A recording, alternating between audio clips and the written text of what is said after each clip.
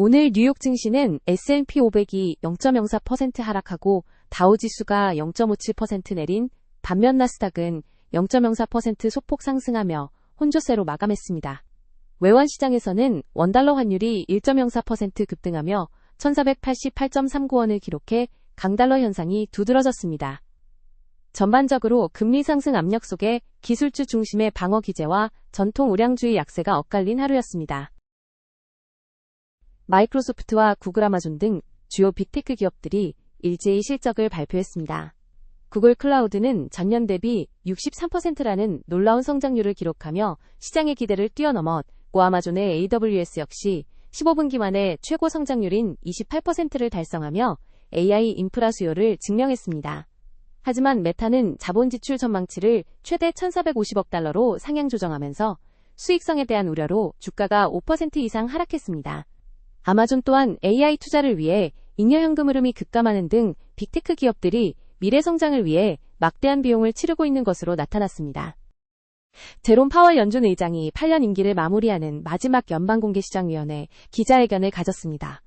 연준은 금리를 동결했으나 위원 12명 중 4명이 반대 의견을 내며 1992년 이후 가장 깊은 내부 분열을 드러냈습니다. 특히 3명의 위원은 향후 금리 인상 가능성까지 열어두어야 한다는 매파적 입장을 보였습니다. 파월 의장은 퇴임 후에도 2028년까지 이사직을 유지하며 연준의 독립성을 지키겠다고 밝혔으며 후임으로는 트럼프가 지명한 케빈 워시가 유력한 상황입니다. 미국 펜타곤은 이란과의 전쟁인 에픽 퓨리 작전에 현재까지 약 250억 달러의 군사비용이 투입되었다고 처음으로 공식 발표했습니다. 대부분의 지출은 탄약과 함정 운영비에 집중되었으며 향후 비용은 더 늘어날 전망입니다. 한편 이란 정부는 국가 안보를 이유로 2달째 전국적인 인터넷 차단을 이어가고 있습니다. 이로 인해 이란 국민들은 공습 경보조차 받지 못하는 위험에 처해 있으며 경제적 손실은 하루 8천만 달러에 달하는 것으로 추정됩니다. 아랍에미리트가 약 60년간 유지해온 석유 수출국 기구 오펙 탈퇴를 전격 선언했습니다. UAE는 자국의 경제 개발을 위해 생산량 쿼터 제한에서 벗어나 석유 판매 수익을 극대화하겠다는 전략입니다. 이번 탈퇴로 오펙은 주요 수급 조절 능력을 잃게 되었으며 사우디아라비아와의 지정학적 긴장도 고조되고 있습니다. 이 소식과 중동 분쟁의 영향으로 브렌트유 가격은 배럴당 120달러를 돌파하며 에너지 시장의 불안감을 AI 모델 사용량이 폭증하면서 이를 뒷받침할 컴퓨팅 자원 부족 사태가 심화되고 있습니다. 엔비디아의 GPU 칩은 사실상 품절 상태이며 데이터 센터 구축에 필요한 부품 대기 시간은 최대 5년에 달합니다. 이러한 공급 덕목 현상 속에 블룸에너지 같은 에너지 기업들의 주가가 폭등하며 AI 거품이 에너지 분야로 옮겨붙고 있다는 분석도 나옵니다. 기술 기업들은 전력망 확보를 위해 천문학적인 자금을 쏟아붓고 있지만 하드웨어 확충 속도가 소프트웨어 발전 속도를 따라잡지 못해 AI 도입이 늦어질 수 있다는 우려가 제기됩니다. 미국 대법원이 소수계 유권자들의 투표권을 보호해온 1965년 투표권법의 효력을 제한하는 판결을 내렸습니다. 이번 판결로 주 정부들은 흑인 유권자가 다수인 선거구를 해체하고 이들을 백인 우세 지역으로 분산시킬 수 있게 되었습니다. 이는 인종을 고려한 선거구 획정이 오히려 위헌일 수 있다는 보수적 해석에 따른 것으로 향후 중간선거에서 공화당에 유리한 지형이 형성될 가능성이 커지면서 정치적 논란이 확산되고 있습니다. 인도네시아에서 정부 앱을 사칭한 스파이웨어로 단 몇 초 만에 은행 계좌가 털리는 정교한 사기 사건이 발생했습니다. 범죄자들은 AI를 활용해 맞춤형 메시지를 보내고 생체 데이터까지 탈취하는 등 기술력을 높이고 있습니다. 특히 엔스로픽의 미토스나 오픈AI의 최신 모델이 소프트웨어의 보안 허점을 찾는 데 탁월한 능력을 보이면서 이를 악용한 제로데이 공격에 대한 경고등이 켜졌습니다. 전문가들은 기업들이 사이버 보안 예산을 현재보다 2배 이상 늘려야 한다고 조언합니다.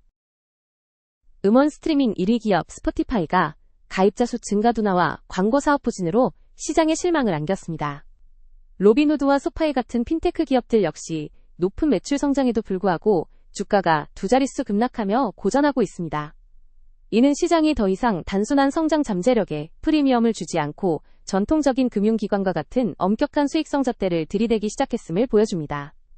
고성장 기술주들이 성숙한 비즈니스 모델로 전환하는 과정에서 진통을 겪고 있다는 분석입니다. 미국 트럭 운송업계가 운전자 부족으로 인한 공급 과잉 해소와 운임 상승을 경험하고 있습니다. 이는 트럼프 행정부의 이민자 운전사 규제 강화로 인해 소규모 운송업체들이 잇따라 파산하며 운송 용량이 줄어든 결과입니다. 현물운임이 20% 가까이 오르면서 물류 비용 상승이 인플레이션의 새로운 변수로 떠오르고 있습니다. 업계 전문가들은 노동력의 큰 축을 담당하던 이민자들의 공백을 메우기가 쉽지 않아 물류비 상승세가 당분간 지속될 것으로 보고 있습니다.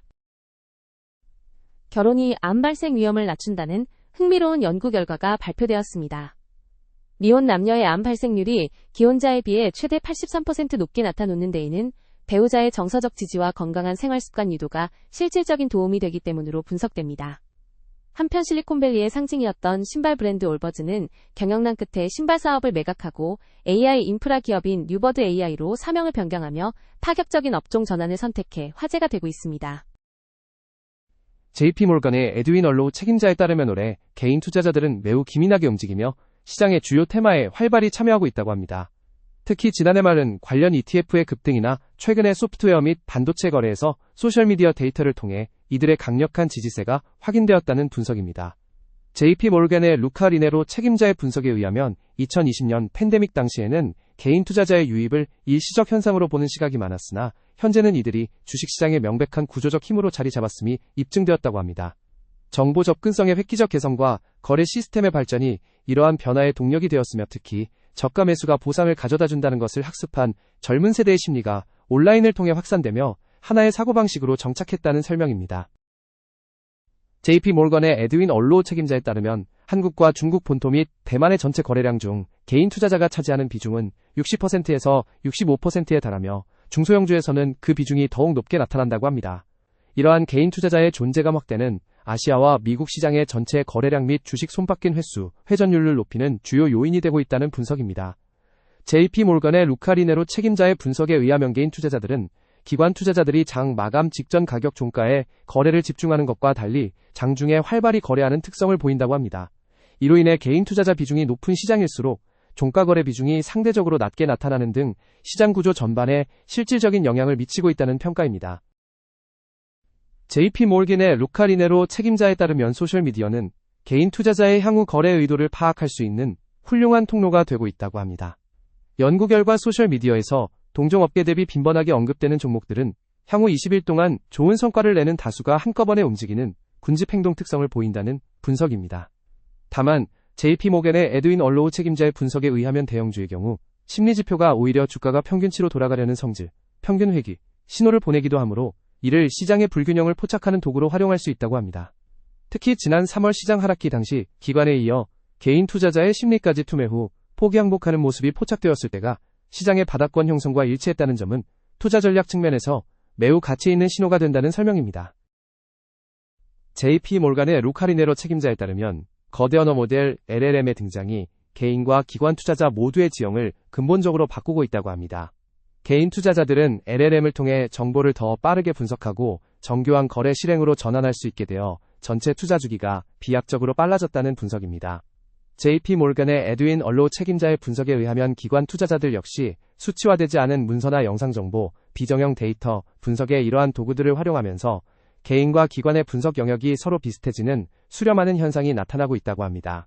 다만 아직까지는 개인 투자자가 기관의 전통적인 투자 포지션으로부터 위험을 분산시키는 차별화 요소로 작용하고 있을 나정보 장벽의 제거에 따른 특정 종목 쏠림 위험에 대해서는 지속적인 예의주시가 필요하다는 전망입니다. 몰건 스탠리의 세스 카펜터 거시경제연구 책임자에 따르면 현재 높은 가솔린 가격이 지속되면서 올해 미국 경제 성장률 전망치를 약 0.3%에서 0.4%포인트 하향 조정했다고 합니다. 높아진 에너지 비용이 세금 환급으로 인한 소비자 지출 증대 효과를 상쇄하고도 남을 것이라는 분석입니다.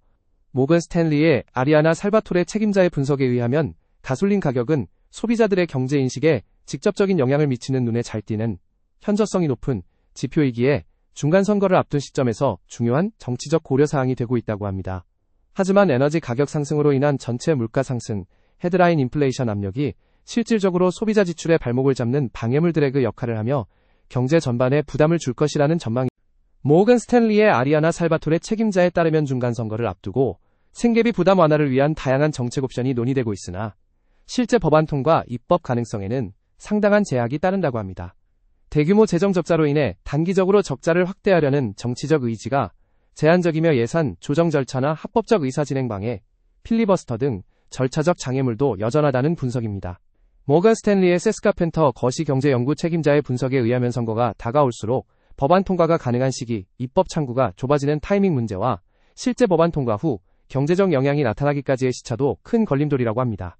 따라서 행정부가 단독으로 행사할 수 있는 관세 정책 외에 대규모 직접 지원금 지급과 같은 재정 조치가 선거 전에 실현되기는 현실적으로 어렵다는 전망입니다. 모건 스탠리의 세스카펜터 거시경제연구 책임자에 따르면 만약 의회가 저소득층을 겨냥한 에너지 보조금이나 식비 지원 등 특정 대상을 정한 표적화된 구제책을 통과시키더라도 이는 인플레이션에 추가적인 동력을 제공할 위험이 있다고 합니다. 이러한 정책들이 높은 에너지 가격으로 인한 경제적 고통을 가리게 되면 사람들은 고물가 상황에서도 소비를 지속하게 되고 있는 결국 물가 상승 압력을 높일 수 있다는 분석입니다. 모건 스탠리의 아리아나 살바토레 책임자의 분석에 의하면 이러한 상황은 경제 상황에 따른 연준의 대응 방식, 반응 함수를 변화시켜 금리 인하 대신 오히려 금리 인상을 검토하게 만드는 결과로 이어질 수 있다고 합니다. 결과적으로 예상치 못한 정책 발표, 정책적 서프라이즈가 단기적으로는 소비자에게 긍정적일 수 있으나 시장은 이것이 금리 경로를 어떻게 바꾸는지 경제 기초 체력 펀더멘털 측면에서 면밀히 따져봐야 한다는 제언입니다. S&P 500 상위 종목 살펴보겠습니다. 먼저 반도체 기업인 NXP Semiconductors, NXPI가 25.55%라는 폭발적인 상승률을 기록하며 시장을 주도했고, 에너지 장비 업체인 제너렉, GNRC 16.49%, 그리고 인텔, INTC 12.10% 급등하며 반도체 섹터의 강세를 이끌었습니다. 반면 하락 종목으로는 반도체 테스트 장비주인 테라다임, TER이 19.41% 급락하며 가장 부진했고, 라빈후드 마켓스, HOOD가 13.24%, GE 헬스케어, GEHC가 13.16% 하락하며 낙폭이 컸습니다. 섹터별로는 에너지 섹터가 2.29% 오르며 가장 높은 수익률을 기록했고, IT 섹터가 0.80%, 금융 섹터가 0.14% 상승하며 뒤를 이었습니다. 반면 유틸리티 섹터는 1.23% 하락하며 가장 저조한 성적을 거뒀고, 소재 섹터가 0.86%, 헬스케어 섹터가 0.70% 내리며 경기 방어적 성격의 섹터들이 전반적으로 약세를 보였습니다. 주요국 ETF 수익률 확인하겠습니다. 중국 MCHI가 0.12% 상승한 반면 미국 SPY는 0.02%, 한국 EWY는 0.27%, 일본 EWJ는 0.86% 하락하며 아시아권 내에서도 흐름이 갈렸습니다.